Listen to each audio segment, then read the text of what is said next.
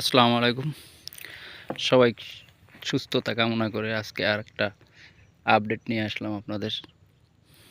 দর্শক, বন্যা পরবর্তীতে আপডেটে বন্যার কি ক্ষয়ক্ষতি হয়েছে তা তো পুরো তো বলে বোঝানো যাবে না। কিছু, কিছু আংশিক দেখাই। আসি নিজের কাছে যেটা ভাল লাগে মনে করে আপনাদের সাথে শেয়ার করি। সেরকমই একটা বিষয় আজকে আপনাদেরকে দেখাবো। সেটা হলো যে দেখুন, আমাদের বন্যার কারণে পাড়ে থাকা একটি বড় আম গাছের মৃত্যু ঘটেছে।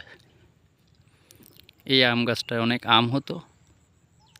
এখানে আমরা যারা আসতাম, বাইরে থেকে যারা আসতো, তারা এই আম গাছটা থেকে আম পেড়ে খেত।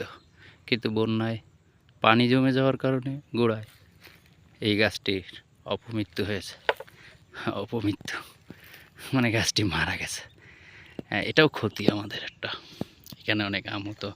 আমরা যাদেরকে লোক নিয়ে কাজ করাতাম, তারা এখানে ছায়ায় বসতো, আমের সময় আম পাড়তো।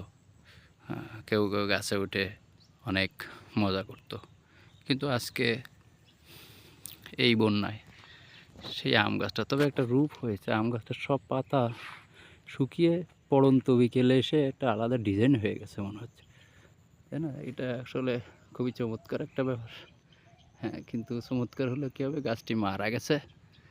তো আর কি, গাছের জন্য দোয়া করা যায় কি না সেটা ভাবা দরকার। তো এখন এই গাছটিকে কেটে ফেলতে হবে, এছাড়া আর কোনো উপায় নেই।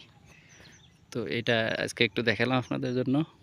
এটাও এরকম শুধু একটি না, দেখুন এরকম অনেক গাছ আমাদের মারা গেছে। দেখুন অনেক গাছ মারা গেছে প্রজেক্টের চতুর্পাশে, যেগুলো আমাদেরকে ছায়া দিত, ফল দিত। ওই যে কিছু নারকেল গাছ আছে। তবে একটা বিষয় ভালো, নারকেল গাছ, তাল গাছ এইগুলো মরে না। এইগুলো আপনারা বন্যায় যে সমস্ত জায়গায় পানি জমে থাকে সেই সমস্ত জায়গায় প্রজেক্টের পাড়ে নারকেল গাছ, তাল গাছ লাগাতে পারেন। এই তাল গাছগুলো বা নারকেল গাছগুলো আসলে বন্যায় ডোবে না। তো এই ছিল আজকের আপডেট।